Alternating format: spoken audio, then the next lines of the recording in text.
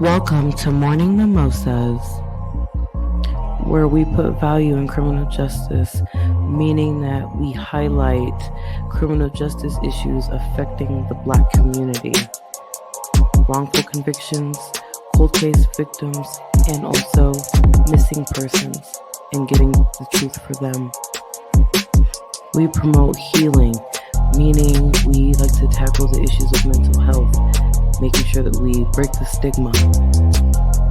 And of course, education, making sure that we're educating our community. Knowledge is power.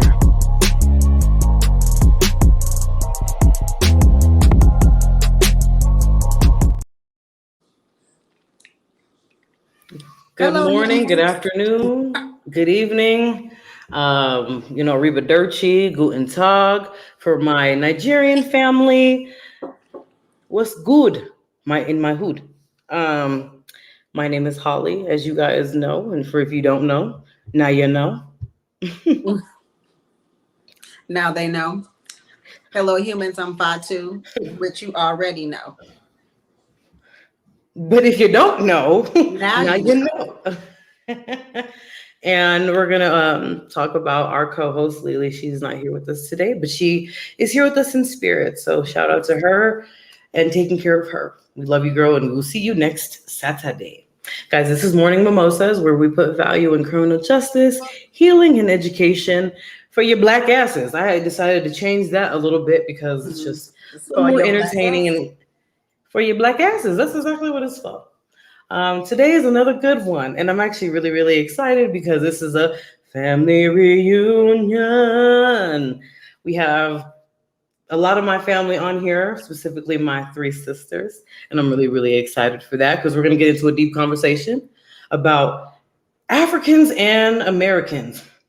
We're all Black, y'all. If we rip away a lot of the stereotypes, we will figure out that we are all more alike than we think. Mm-hmm. The biggest thing that we're going to break down today is the stereotypes of Africans and Americans, and then Americans and Africans, and obviously what the colonizers made you guys believe of Africans and vice versa. I just read about that this morning. My homework. Let's go. Let's do this. All right. So before we welcome everybody to Morning Mimosas, and I'm not going to do this, there's a lot of folks on this episode today. So let's go ahead and give them this first.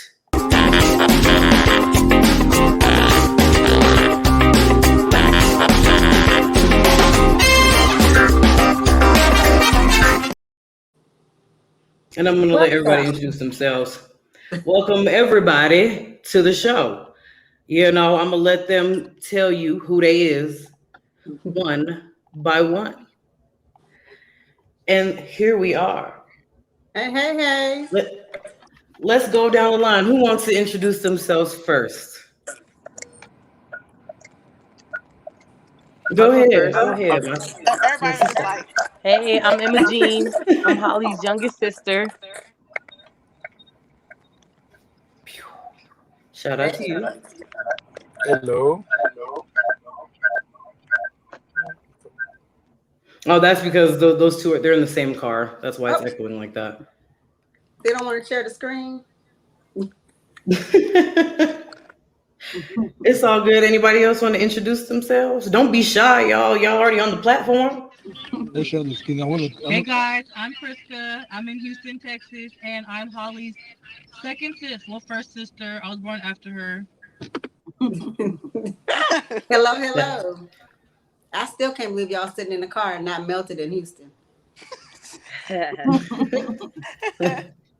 everyone, I'm Atyra. I'm in Omaha, Nebraska, but I've known Holly for a very long time. She was my first friend going to Gateway, and I know the sisters very well, so I'm just happy to be here. So basically, you family too. Let's keep it going. All the siblings. We in there. Okay. We in there. All right. Okay. Hi, my name is Jada. I'm the cousins of the Cisa sisters. I'm a content creator, mom, part-time bad bitch. Just kidding. Part-time? But I've known my mom and the Cisa sisters' mom are like, they were very close. They're literally like sisters. But even though my mom and her mom haven't talked for a while, but they know me like the back of their hands, literally. So they know everything that triggers me, that makes me happy and sad. They know everything. So much love to them. Love you. We love you too, my sister. Guys, this is going up. Well, actually, there's one more person that didn't speak yet. Right, I was like, wait, you get- leaving somebody out. Hi. No. Gina didn't talk. Yeah, I'm a friend of Holly. That's my girl. May not always link in person all the time, but I'm still here, down for the cause, and I love what she's doing. Welcome. Amen. Everyone. Oh, he's back. Still can't hear him. I think they're both on mute. Hi, I'm Bryce Davy. I'm part of the Cisa family too, apparently.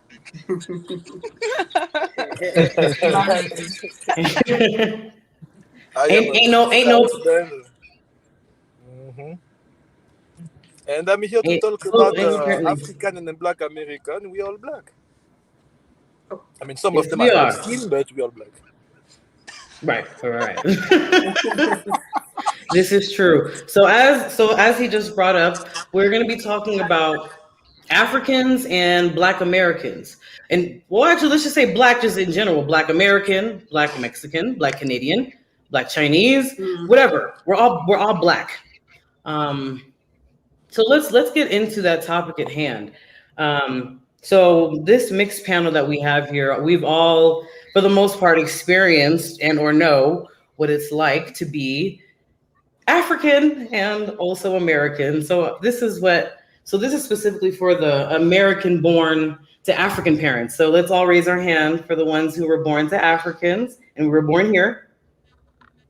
Yeah, see? So let's talk about those experiences, y'all. Those experiences were not it growing up, right? Always hearing the Africans talk bad about Black Americans and then hearing Black Americans talk about Black Africans. It used to be draining. I'm like, y'all, I'm both. So I don't really know What you're I see both of y'all's sides. Yeah, it was just really, really frustrating growing up. So from you guys' experience, how did it feel growing up knowing that, we had both going on? And then everybody else can jump in as well. But how did you guys feel growing up? When hearing that kind of like back and forth, knowing that like, damn, I'm still Black at the end of the day. So what is this chatter about? Anybody want to go first? So, go ahead, Priska. Just growing up like that, I don't want to say it's traumatizing, but it like once you start to embrace both worlds, you start to embrace the culture of it and being able to fit into both communities. I think I experienced it a lot, like going to college. I worked in the admissions office, helping students get registered for school. And when I would tell them I was African, they'll look at me and be like, no, you're not, you're American. And when I start speaking Lingala, they'll be like, oh my gosh, you speak Lingala? Like, you're African. Like, okay, am I African or am I American? Like, I like that, I learned to embrace both sides of it because, like, I don't know, some people are ignorant to it. They'll be like, yeah, you're African because, you were born, I don't know. Sorry. Next person. No, I feel that. No, that's a good point. It's weird when they do that. Go ahead, Jade. I'm sorry. So no, you're good. So I grew up around predominantly white and Hispanic, but later on when there was like middle school, high school, there was more African Americans that came to the community, and I'll tell them like I'm very proud that I'm Congolese American. They be like, "What? You're not African? Oh, you don't look African. Do you speak Click? You hear all the ignorant stuff, and then you like, nah, I don't speak Click. And there's giraffes walking around. I'm like, no, there's not giraffes walking around. Then when I went back home to Africa, and they knew I was American, they oh my God. There's a story. One time we went to go get I guess we had to go to Brazzaville. There's 2 Congos, so we had to go see my mom's side of the family, and they gave me my passport first because I'm American. Where am I going to go? I can't hide. Everybody, like every Congolese person looked at me and just started talking shit. Like, they were calling me witch. They were calling me a bitch. They were calling me a hoe because I'm American. Oh, you gave her the princess privilege because she's American. And my mom, one thing about my mom, she gonna fight.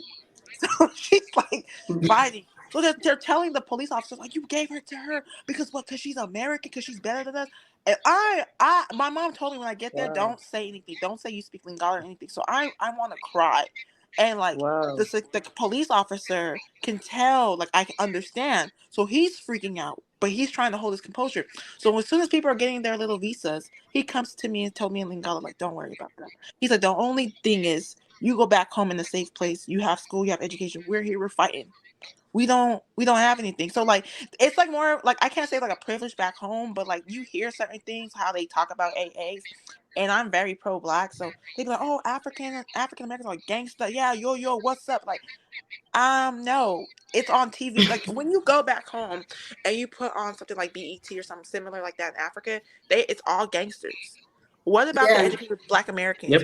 What That's about by the design. educated? What about the successful makeup artists, stylists we have here? Why are you showing them gangsters? Because when they come in, I always tell people, when they come to America and they see people that look like them, they're doing something bad, it disappoints them. Now, I'm not saying Africans are innocent, and I'm definitely not saying African Americans are, innocent as well. It's a huge thing I call xenophobia. Xenophobia is a huge thing. If we take that out, we'll be all right. But it's put in there because the white man tells us, oh, well, you're better than them because you know where you come from. You know your tribe. Oh, no, you're better than these Africans because you stayed here. You have a culture. So it's like at the end of the day, like we're Black. Who cares? Like the cop is not going to be like, oh, you're Nigerian. I'm not going to shoot you. Oh, you're Black American from Georgia. I guess I'll shoot you. It's not like that. But some people it is. It's just being ignorant. So yeah. That sounds very exhausting. To have to deal with. Exhausting. I've not encountered it on either way. Yeah, on either end. I think maybe because I wouldn't entertain either. Yeah, like, I don't. We're all the same, so I'm not going to entertain bullshit from either side.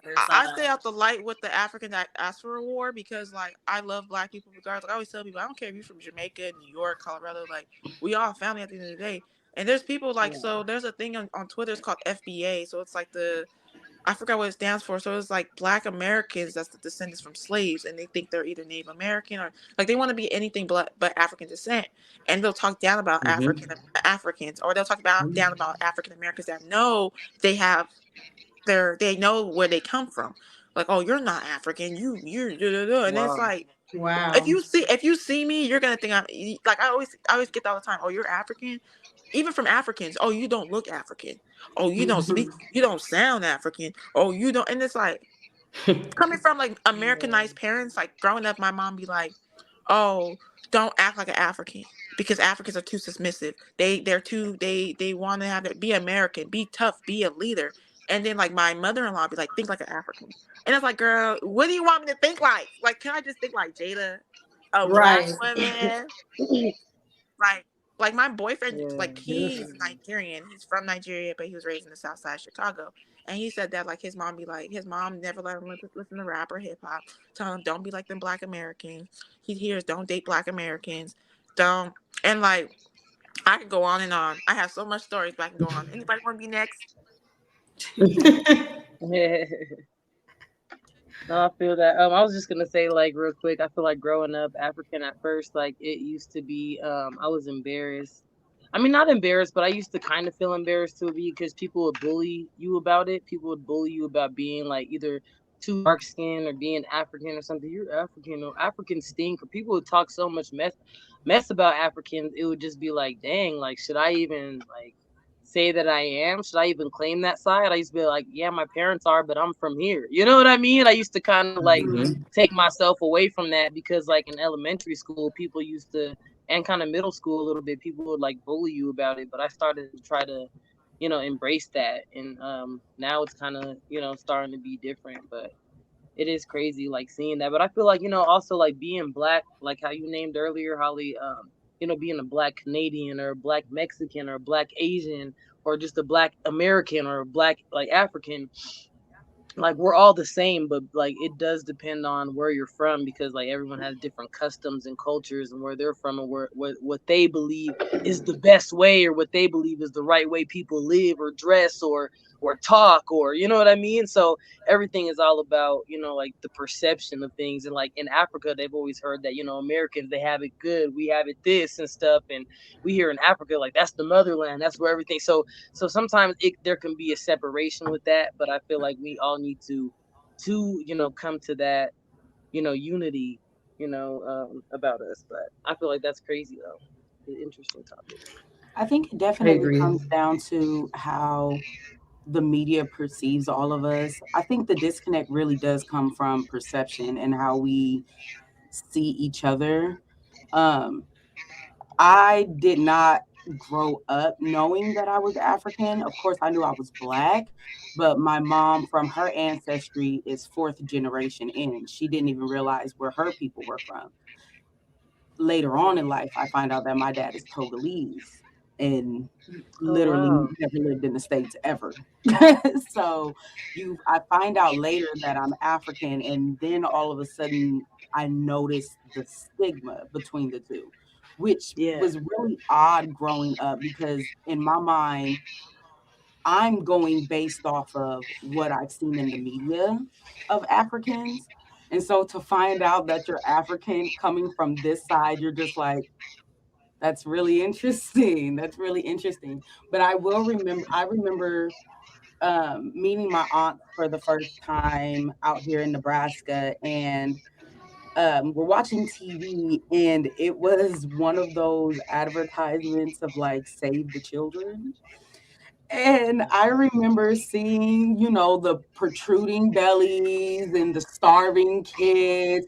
And my aunt is just sitting there. She's like, where are these children at? Like, America, what are you doing to? I said, Auntie, that's not America. They said that's Africa. And she's like, I've never seen these kids a day in my life. What are you talking about? So it showed me from an early age, like, our perception of each other is really, really different. And I will definitely say, like, especially when it comes to what Jada was talking about, that group, the thing about America and the atrocities that have happened here, there is a mix of African and Native blood. And especially when it came to historical events like Manifest Destiny, the Trail of Tears, any Native American that was not of that brown paper bag lighter, you were sent off to be with the slaves just like everybody else. So there are a decent amount of us, all together Black, who really aren't African American. They're really, I don't want to say there weren't that many Africans brought over during the slave trade. There was hundreds of thousands, but still, as a drop in the bucket to the amount of Africans themselves in the continent of Africa that was facing their own problems. So we have such a mix over here, and it's so backwards the way we all think, because it's like you said, everybody want to be everything but Black here, because we've seen, as long as you're not Black, you will be treated somewhat accordingly. You'll just be treated better than. And I think that's where our real disconnect comes from, is that perception. Just like coming over, you know, my cousins, on my father's side, they believe when coming over here that we do have everything. We do have all these opportunities, that we can go to school, and, you know, we have running water and we have electricity. And I'm like, not all of us. Some of us, exactly, right? Just because we Black. Like, I think that's the crazy part. Is like, you really, we get the short end of the stick no matter what, no matter where we're at. That's true. I think it's also about like information. Like, you have two different countries, one developed country, America, and a lot of undeveloped country in Africa, where like stuff are not pretty easy. So whatever we see on TV, because this is the only like window we have like on America, we don't know like the the real hustle of people here. All we see is like the nice building, the people in clubs, like the parties, the cars and shit, and we think that life is beautiful there, but we don't know that there is also people that live the same reality as us in like some part that are not like pretty developed. Like when I got in America, I thought like every state in America were like pretty nice and developed, but I went to Oklahoma, you know, it wasn't that good as good in Houston. I went to many places. No offense to Oklahoma people if you're watching us, you know what I mean? But that's that. So it's also about like information and the media, like one of you guys said. Yes, that's what I have to say for now. No, I agree. And also, I think like he was saying, like knowledge, and also with Miss Williams, what she was saying, like it comes with knowledge too. Like I told someone the other day, like there are African Americans I've met. They know more about the African culture, history, politics. They know about Steve Biko. They know about Patrice Lumumba. They know about Thomas Sankara. And there's Africans that don't even know that. There's Africans that don't even know there's 3 Guineas, but there's African Americans that do know. There's Africans that don't know there's 2 Congos, but there's African Americans that do know. Versus there's Africans that know about the American culture, politics, and there's African Americans that don't know about that. So it's all about knowledge. And like I always tell people, like there's a lot more about the diaspora for Blacks that it's just so much. And like it's just this topic, it just goes because it's like, okay, there's xenophobia. What's it come from? The xenophobia for colonization? Okay, colorism. Okay, classism. You know, and it goes on and on and on. And you can be in denial you want. You the Lulu girl, but it's there. It's there, and there's people that experience all of it. Like I really think it came from a place where colonials knew that as long as you convince us to fight against ourselves, we can't fight them. And that's the only problem they have. They just don't want us retaliating. Y'all fight amongst yourselves while we continue to rob y'all blind. Right. Please continue to fight amongst yourselves. They've succeeded in doing that forever. And that's why that's why we say back home, like there is a saying, we say like they divided us to have like a better like a hand on us. If we all come together, they know that they can't stop us, but they have to like put like those not frontier, but border between us, so that we don't see each other as Black people, but you're African American, I'm from Africa, you don't have the same culture or whatever, you know what I mean? And like that, we just like divided and we can't unite it. Well, and that's why they only show us the negativity from both sides and never the positive. So we have some sort of tripe against each other, right? No matter what. And you know what's so interesting is that naturally the human physique embraces challenge. So the fact that they've convinced us that the challenge is each other is really interesting. I find that to be the part where I'm like, who thought of this? Because okay, I'm not gonna lie, I kind of see these kind of in my mind. I'm like, who? It's crazy. It's messed up, but it's genius. Because if you can convince us that we are the problem, and you're fighting you never turn to look at the problem in its face. Right. It's divide and conquer, you know. It's divide and conquer. And the crazy part is when you traded so many people overseas, I think something we also don't realize is that we were always going to have some sort of conflict with each other, because even in our motherland, we had conflict with each other. Different villages had conflicts with different villages, no matter what. But the main component was, but we all in this together. Right. So at the end of the day, when they come, we need to stick together. Exactly. I don't know where we lost it. About that, I think like everybody got conflict everywhere. You can see like right now, white people are fighting each other in Europe. Ukraine versus Russia. It's the same people, same land. They were still the whole family.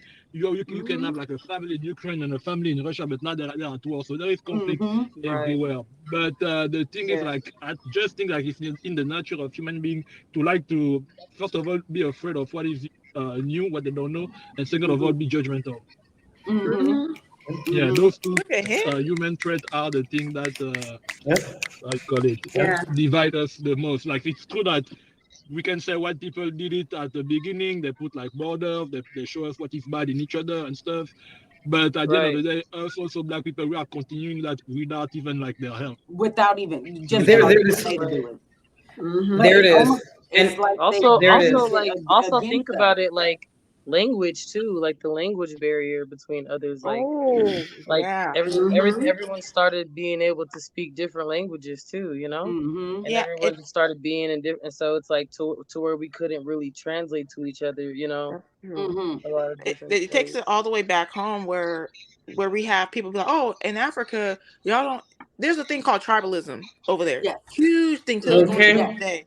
Where back in the day, I'm Bakongo, so they were telling people like, oh, they used to say we're the whites' favorite tribe, like white people's favorite tribe, and there's another tribe called Baluba, so they'd be like, oh, you know, hey, Bakongo people, we like y'all, but the Baluba people over there talking shit. They go to Baluba people, or the Bakongo people say y'all dirty, and that's where it comes from. Till this day, people be like, oh, don't marry Baluba people, don't marry Bakongo people, don't marry them because they don't do Bakongo people because they do voodoo all the time. Oh, don't do Baluba people because they're so which proves part of that you should be afraid of. You know what's crazy is that we talk about the traumas that Black people have faced since slavery and how we're still trying to break that. Then in Africa, y'all are still trying to break it as well. Still trying to do it. It's like on both sides of everything. Everybody is still trying to break down the trauma that was taught to us through slavery to keep us separated as people. You know what's crazy? A good example is like the South Sudanese people. Oh, go ahead. Sorry, go ahead. No, I was just gonna say we're gonna take a quick break, and we'll be right back after this brief commercial. Action Financial Services, business and financial consultants. Meet the owner, Ms. Natasha Jackson. Take a look at her services here if you need any kind of financial assistance, whether tax preparation, financial planning, starting up a business, bookkeeping. Do you need a notary or anything of that sort? Take a look at the services listed here. Look, everyone, they have a special offer going on, 50% off. Take a look at the services listed here. Action Financial Services. Get in touch with them for your financial and business needs.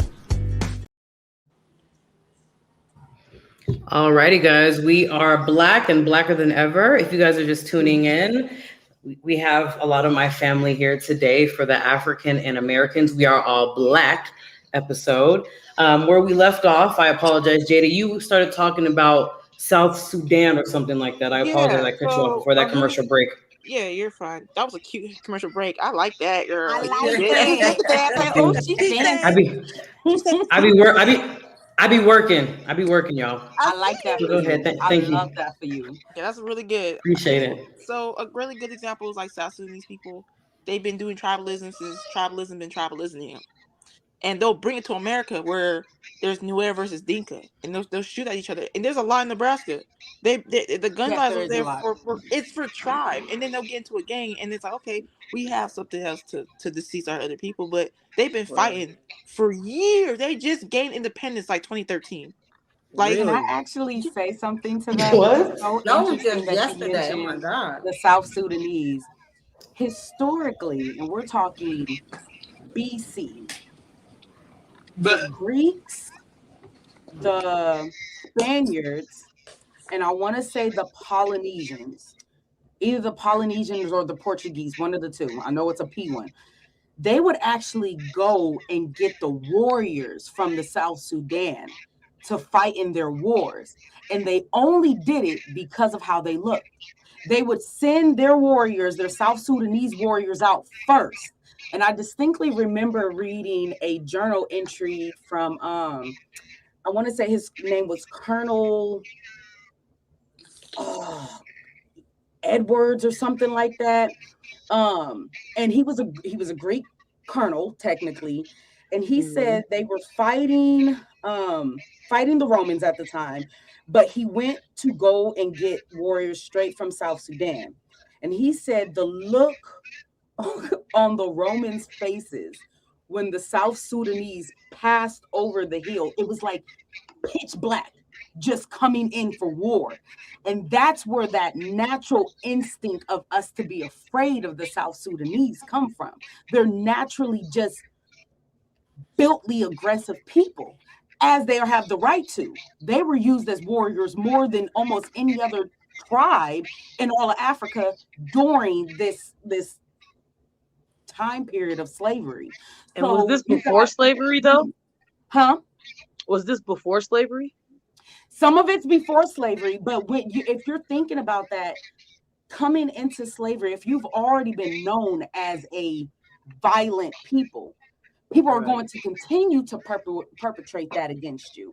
And now, because you've been used for this so much, it's starting to ingrain itself in your DNA. And I feel like that's a lot of things that we don't actually pay attention to. Is a lot of the traumas that we have endured is now ingrained in our DNA. Just like the way we jump when we see dogs. I know as an African American, I see a dog and I immediately get your dog. And that's because systemically, as time has passed on, they use dogs to torture us, rip us apart, kill us. We naturally now in our DNA, it's ingrained to be that way. So I'm starting to wonder if our perception of each other is even ingrained. And that's troublesome. It absolutely is. Yeah. Right. No, like with the dog thing, also like laughing. When we run to laugh, back then we run because back in the day they do it so they won't get whooped. So like when we run to laugh, it's like we have hot sauce. The reason why they have hot sauce is because the masters used to put it down our mouths, they'll shove hot sauce down our throat. It's the braids. They used to do the braids so they can do a technique to how to escape. In the add Brazil, to your cornrows so you can eat something. Yeah, cornrows. Yeah. That's it's sad.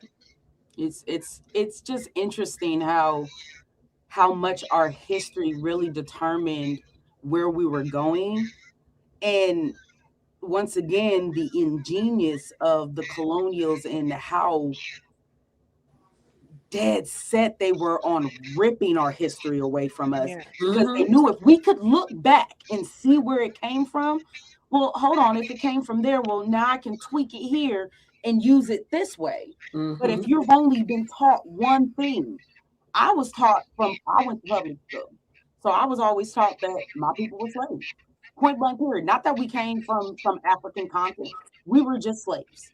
That's what I was taught. So I was led to believe all of my ancestors were nothing but slaves.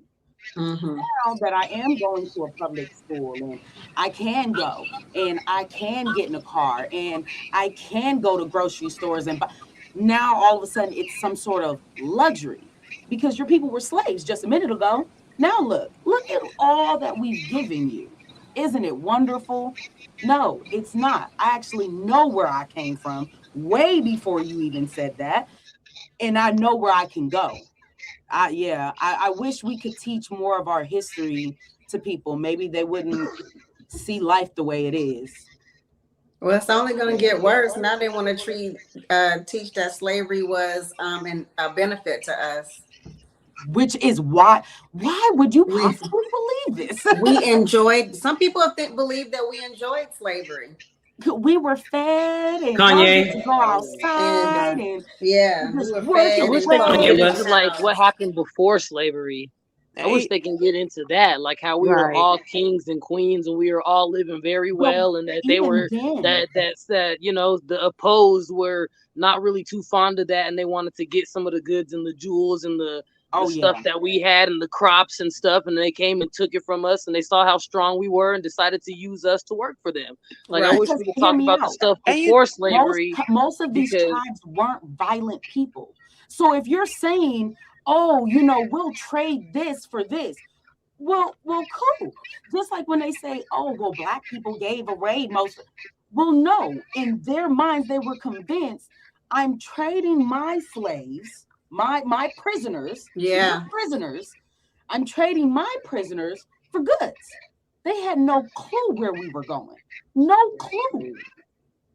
And that's You know, like problem. this thing about like slavery, the way it started is like those people they come with. I'm sorry if like there is some Christian, but the missionaries.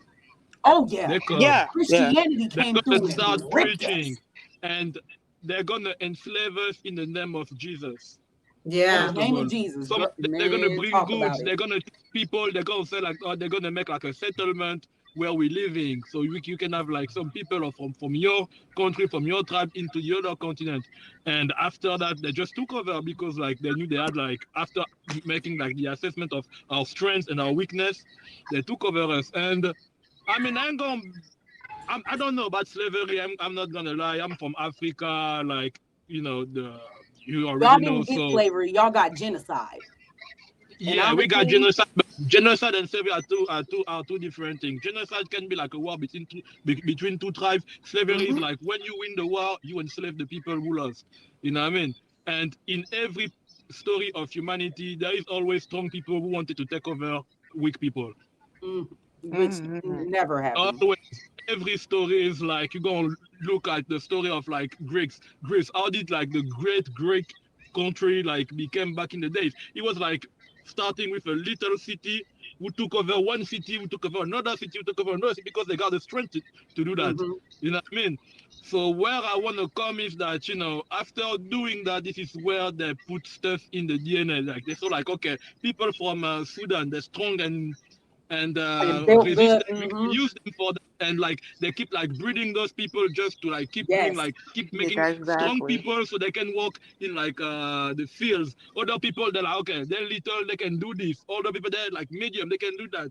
And this is when like this thing you were talking about, like the Sudanese warriors and stuff, because they saw that okay, those people make great warrior. We're gonna put the idea that okay, they're great warrior and they're gonna keep making us great warrior. It's like I don't know if you watch the movie 300.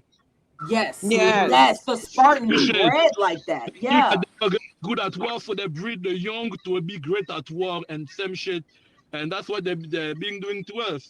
Absolutely, I agree. Absolutely. And that's Willie Lynch in itself. That's literally the Willie Lynch letter, is to keep us almost like horses, to break down and make the man docile and make sure the woman sees. So then she can teach her sons to be docile and teach her daughters to take care of the man and continue to keep him docile. And so on and so forth. And so on. That's what's happening right now in our day of age right now. Exactly. Yeah. But I will say, even going back, the more I dig into our history, we was something else. I ain't gonna lie to y'all. we was something else. Especially when you start looking at history that is intertwined with biblical history, you really realize that Black people, we something else. We something else. We are the most passionate people on this earth. That's my very kind way of saying it, simply because we do things with such grandeur and we do things with such abundance. It just makes us a different type of human. And they've just found a way to use our trifes and it's almost like they use our moon side against us. They use the things that we try to suppress, and they use it against us to convince us to continue to follow along with their lie. And it's crazy. You know what's crazy about that? I saw a video saying that like African, whatever, Black people were like naturally caring or passionate, were nurturing people. Versus white people, they're very aggressive. So they took that aggressiveness, put it on us. Now look where we're at. Like look where we're at. Yeah. So like women working back in the day, Black women, because the Black husband would work.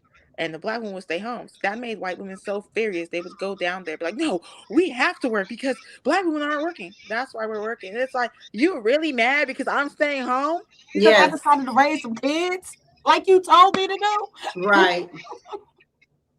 Yep, I totally feel what you're saying about that with the colonizers being so aggressive. It's ingrained in them because they gotta take over everything, divide and conquer, at the end of the day, and try to be the king, sit up there like Elroy, I'm the king around here, That's what you go on. So yeah, these colonizers got it twisted. I'm like, But no, look, but you gotta understand, in order to have no melanin, you have to calcize your medulla gland. So sitting inside of the mountains for all them years, generations, and breeding inside of them, it wiped out almost the humanity of them. Sure the did. actual part that gave you humanity, it wiped it out. And so then you start to intermingle with people who still do have the humanity, yet that skin complexion, that DNA, it's traveling. It's traveling. I always tell people being black is beautiful, a little dangerous, but it's beautiful.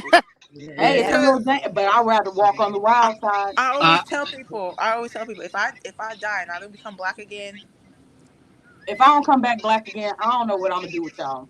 Lord, take for it black out. people, somewhere. I always tell Priska that us black people, we like you said we are passionate. We are the most passionate people on earth. We have a bigger heart, and we love everybody. But the difference is that everybody is scared of us, and black people are afraid of themselves too. Yeah. I think but hear me out. I think we naturally have that, not necessarily fear, but it's that knowing that I have God within me should make me a little bit fearful of myself. I am capable of doing what my God told me to do.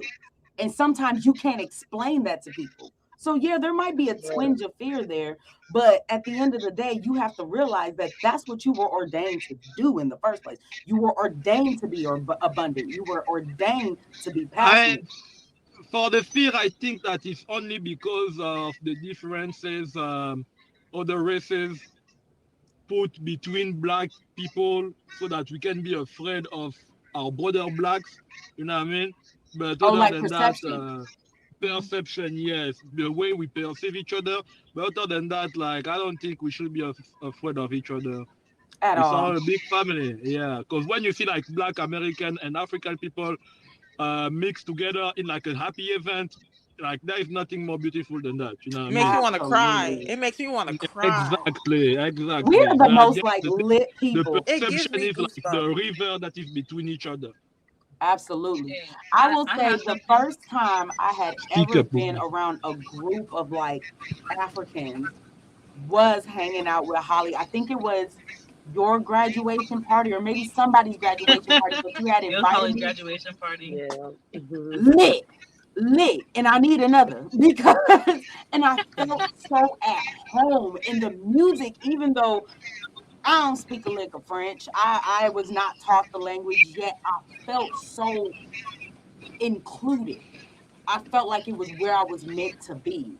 And I feel like that's something that if we could just get, I don't know if y'all curse on this podcast, but honestly, if we could just get the niggas to understand, because I do feel there is a difference between the two. I'm African American. I am not the alternate. But I feel like if we can get us all to realize, like, if you just embrace each other, embrace your fellow brother, your fellow sister, if we take time to, no matter what, be there for each other. The differences and try to learn about each other, because like when you don't know something, you kind of scared of it. You don't want to get close to it, but we have to get to know each other side, and that's gonna bring the perception from like the negative to the positive. But you wanted to say something? Yeah, before we run out of time, I just wanted to mention, has anybody heard of West Indians?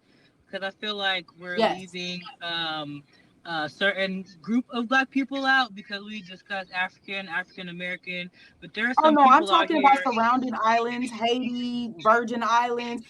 those were the first stops of slave trade, just like Mexico. That's why it's so perplexing to me that they don't believe that they're black. Yeah, You that's are the black black people too, baby. everywhere. You was just the first stop.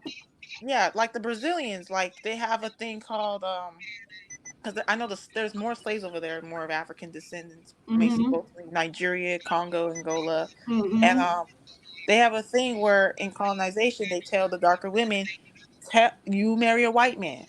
Yep. So your daughter will be lighter, and she'll marry another white man, and there will be no nigga. Yep. And that's why my mother. Once you go black, you don't go back. Yeah. It's in your blood. My mom, growing up in high school, I remember my mom told me, and she was like, "Marry somebody light skinned or white, so your kid won't go through the same problem." I'm in high school, like confused, like, what do you mean by that? My mother's a colorist, so I'm like, what do you mean by that? So when I got older, I was like, no, I'm marrying me a nigga. I ain't marrying me no light skinned boy. You got me fucked up. So I ain't marrying my white person because it's like maybe because it's from fear. Maybe it's how she was taught too, but at the same time, you should not tell your kids that. It's all in what they've heard or generation down the line. So it's trauma. Just her programming. You can't. I really don't. I don't take any tripe from the older generation simply because this is what you were taught, and I can't fault you for this being your programming. I'm just changing mine. So I am living what Jada was just talking about, where they're told to breed down and dilute. My mother is Jamaican by way of Nigeria. Her father, his family came from the same town as Bob Marley, St. Anne. My father is a Huichol Indian from Mexico. So there's a lot of hatred from all sides for me. I'm not black enough or African enough for the, Africans or the black people.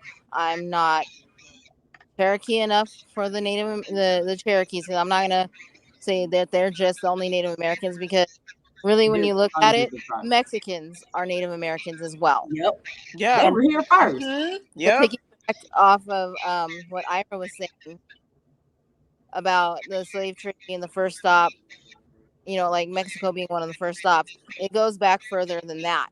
I watched a documentary one time, and this lady was saying that, basically the North American Native Americans, the USA, are not even truly, they did not originate here. Yeah, no. People below, like where Mexico and everything below that, they originated here. They did testing on the skulls and showed that the skulls of these people, even today, there's people down there and they're testing their skulls, looking at their skulls, they have a different skull shape. That Aztec in mine. Black people. Black. So they came up through the ocean in South America and migrated up to Mexico. And then when that Iberian ice bridge, ice wall melted, here comes the Iberian, and they practically wiped them out. So that's where the United States Native Americans came from, but they don't believe that. No, we originated here. No, you didn't. No. We all originated in Africa. Period. You guys did not originate here in North America. You came across that Iberian Peninsula when that wall melted and wiped out the black people that were here before you. That's so true. It's just, that pure hate. Like, most people can't even tell what I am. And oh, are you Hawaiian? No. Are you Filipino? Yeah, sure. Tomorrow I could be Chinese. You never know. But I'm so racially ambiguous. People look at me funny all the time because I have long hair. I took care of my hair. My mom made sure that I took care of my hair and all of that. And I could see even my grandma treated me better than all of my dark-skinned cousins. She treated me so much better. Oh, she's got that pretty skin and the pretty hair, and I'm like, that's not right. We all deserve the same love. Yeah, we are all the same. So I have to go with Gina. So my hair is naturally curly because my mother, she has white in her. and my mother-in-law saw my hair, and she's like, "Is this all you?" I'm like, "Yeah." She's like, "Oh my God, you have good hair." I'm like, "Don't say that. Please don't. Don't Yeah. say that." Me as a hairstylist, that is the one thing I can't stand. My when people come to son, me with. my son has naturally curly hair, and so when I was younger, I had nappy hair, of course, and my mom's like, "Good thing our salon, like my son, doesn't have your hair back in the day." I lost it. I got so triggered. I'm like, "Don't say that to my son. Don't say that. Don't say Yeah. I that." have a lot of clients who are mixed, and I have a lot of clients who had adopted Black. And when they come in and they say, "Oh, you know, your hair is just a little nappy today," and Mm-mm. Cut you that. want to infuriate me so fast, don't do it, because all hair, healthy hair, is good hair. Thank you. I'm Togolese, so naturally we have a visibly dense hair texture, but it's actually thin strands. So of course you can pull a comb straight through my hair. And my grandmother used to say I had good hair. And yet I'm like, well, I still can't do nothing with it. So how good is it really? Yeah. We were convinced that because of curl pattern, that goes back to that colorism, that curl pattern, because Texturism, yeah. and it's more manageable. Oh, you're a more manageable Black is what you are. Yes. No, I don't want to be manageable. I don't want it. So that's like texturism, where like our mom, they used to buy just for me every 2 months. Oh my my mother God. turned my hair down to the bone. To the bone. And I be telling people like, "Oh, I can't do this because my mother like turned my hair," and people laugh. I'm like, "No, I'm dead serious. Like my hair cannot grow out the way I want it to be. That's why I cut it all the time." And I have no shame in my game. I be telling people, and I make bald head jokes because I do not care. If I feel like, but I always tell myself like, if I take care of my hair better, because it's always. I told my boyfriend, I feel like I'm more insecure about my hair because like growing up, my mom's like, your hair has to be straight, your hair has to be, hey, your hair is curly and nappy, your hair is curly, you're strong, and I would feel like, oh my God, my hair is bad. So that's why I would wear wigs and all that. So when I got my hair cut, like I was telling Fatu, I feel confident with my haircut, and then. You know, you can see the thickness of it when people be like, "Oh, I can see how thick your hair is." I freak out, and it's like I'm 25 years old. Why am I still feeling like this? And my boyfriend has to tell me like it's because of your childhood trauma. It's because you have to, you have to work it out. So, yeah, I catch hell with my hair all the time. You know, I have very curly, but I like to get a silk press every now and then. That's right. And I ran into a group of Black chicks the other day, and like some Black women hate that somebody else has a head of hair, and they're like, "Oh my God, where did you buy your hair?" And I just like stopped, like, what? And I like tilted my sunglasses down. I looked at her and said, "Bitch, genetics," and I walked away. Yeah, that's how it was when I got back in 2020. I had my waves. This dude came in like, "Oh, you did the silk and press. You got the relaxer," and I'm confused. Like at that time I didn't know you could get like quick waves like that. So I was like, "What are you talking about?" He's like, "Oh, you did." I'm like, "No, this." I was like, "This is natural." He's like, "How long what my hair does?" I was like, "Oh, it took me 2 weeks to get my waves," and he looked at me pissed. And he's like, "Oh, you one of the niggas." I'm like, "Wait, what do you mean I'm one of them?" How you just gonna do me like that? And so that's the crazy I told part. my boyfriend that, and my boyfriend was like, "That's not white in you." I'm like, "That's." I was like, "What do you mean?" Definitely, it's more of the trauma that you had already endured. But I will definitely say that you get some people who are mad just because you're more accepted. What you have is more accepted, and to me, at the end of the day, I don't give a damn if I'm accepted or not. That ain't what I'm here for. Yeah, exactly. That's not what I'm here for. I'm here to do whatever y'all ordained me to do and to go on about my business. Right. So if I ain't stealing from y'all, I ain't hurting your family, let me be. Please, let me be. Let me be. Let me be. Let me finish embracing. Let me live. Let me live. Let my people grow. Okay. Oh my goodness. This is like a family reunion. This doesn't even feel like a live. It feels like a family reunion. Right. Yo, so if I can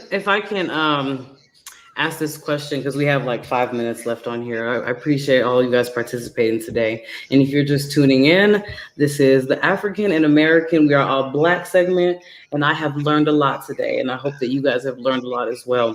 Now, there's a video. I was actually going to present it, but it was kind of long. A lady who is, she was born here, but her parents are Liberian. She was talking about the different perceptions that we were talking about earlier, you know, what the media perceives Americans and then what, you know, vice versa. And us deading that specific, those specific stereotypes. She was also talking about when she went back home, how she was treated like a queen. Like for some reason, we hear about, you know, how Africans like bash Americans or whatever, but y'all don't know what happens when we actually go back there, you know. Some of the countries may like have a stigma against us, but her experience was they treated her kindly with love. And that's what it is when you go back there. I don't know where it is in all places, but for the most part, it's a beautiful experience. Mm-hmm. I just want to know. That's true because I like most of my cousins that were back home, they were like really jealous because we went to a Fally concert and they let us in VIP because I spoke English. And like my cousins were jealous, or like we got things half off because, you know, my uncle was a lawyer, God bless. I mean, he's no longer with us, and they'll give us stuff half off. Oh, you can come back in, but you have to come back in here with her because she's American. And like my cousins get jealous, and I felt it. They stole some of my clothes, but that's okay. They needed it more, I guess. But yeah, most of them were just jealous, or sometimes they will say like smart remarks where like I didn't get it at 17 or 16, but I got it now, and if I see him, I might bust their ass. But I have a question though. Yeah.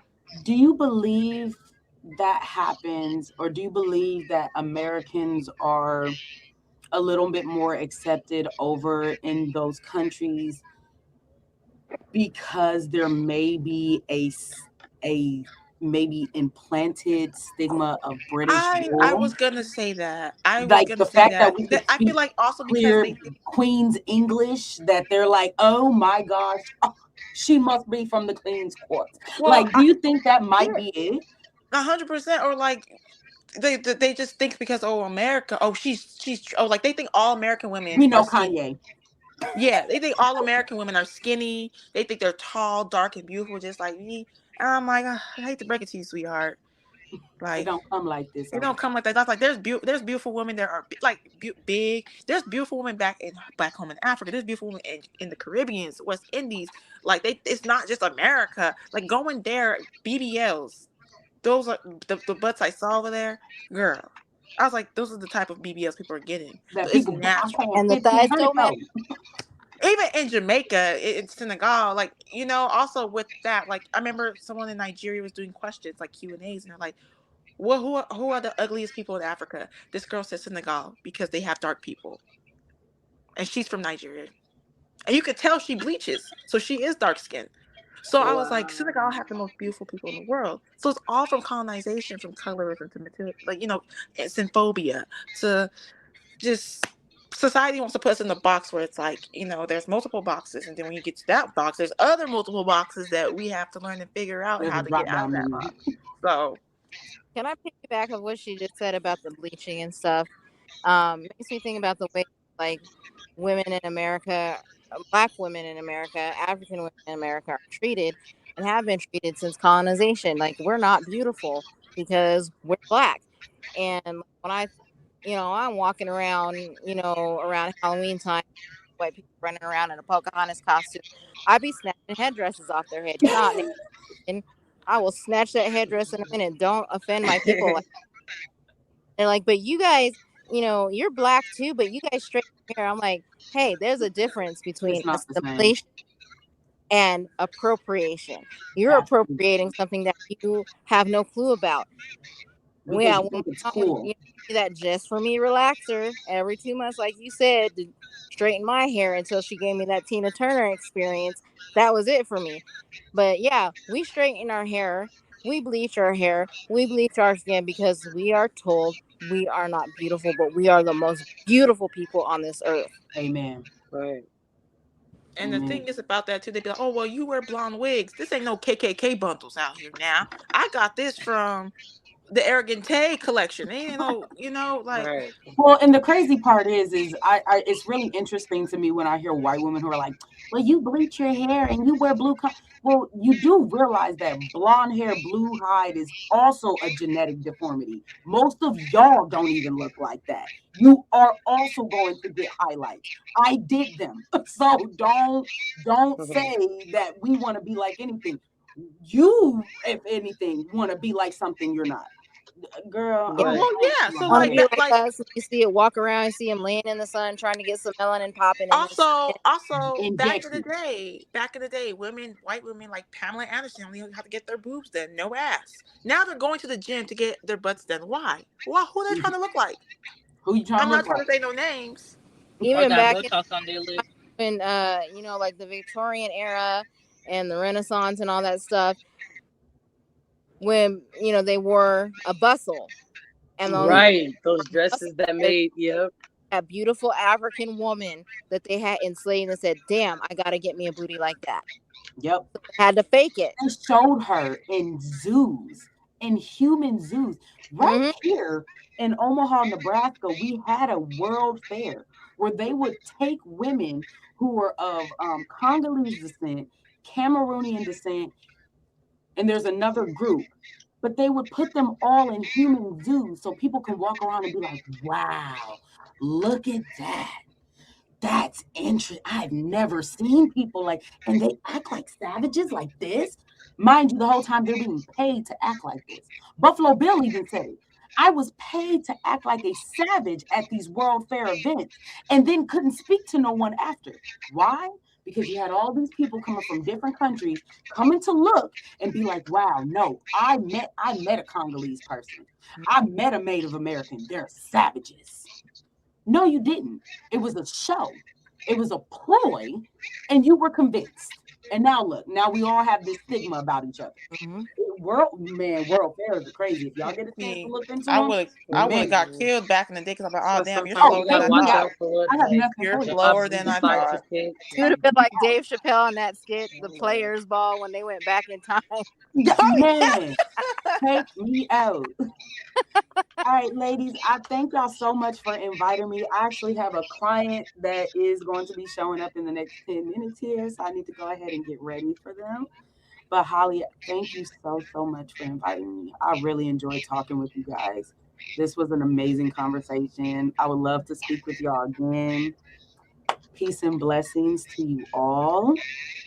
And y'all have an amazing weekend, okay? Bye. It's great Happy talking Saturday. to you. Thank you so much for being on Morning with Moses. We'll be in touch, love. Thank you. Absolutely. Thank you. Yeah. All right, y'all. Are we all done? No, if y'all want to continue talking, y'all can. What they're talking rating and Zoom. Everybody is oh, they're savages, they're naked, they're this, they're that. Basically, let's put some clothes on. But I have a friend from high school. She cannot colonize. And sitting there talking about it. And she, look at what they do. They come here, they kill our queen, and then they tell us we're savages and that we need to wear clothes. But now, look what the hell they do on our beaches. They're practically naked. Nude. Wrong. Oh my Lord. Yeah, Now they're advocating for titties out. History is just gonna keep repeating itself in different ways, No, literally. Nothing's new under the sun. Nothing is new under the sun. We just can't. But hey, y'all. We just can't fold to it. We just can't fold to it anymore. The last thing I was trying to bring up, but I don't want to get too into it, like how they brought like the crack era and stuff and the systematic things that changes things and everything with Black communities. But I didn't want to get too into that, like, because it was like subjects. That's my favorite talk. That's my favorite talk. It's crazy though, but so basically, you're saying we need a part 2. Is that what you're saying? We need a part 2. Yes, we need a part 2. And a part 2, it will be. So guys, we did run out of time. We did go over just a tad bit, but that's okay because that's what we do in these lives. But as you guys see that we brought my family on here. Thank you everyone for coming on Morning Mimosas today. I am grateful for you guys. We will bring you guys all back probably in October because September we're doing our true crime series, unless you guys want to, co-host that. But as you guys know, this is Morning Mimosas, where we put value in criminal justice, healing, and education for your Black asses. And before we go, remember we are all Black, and we should all love each other despite our differences. Let's all agree Even to the light disagree, skin. and let's all love each other. All right. See y'all later. Love you. Okay, Bye, bye. guys. We are black. À la Bye. Gaboma.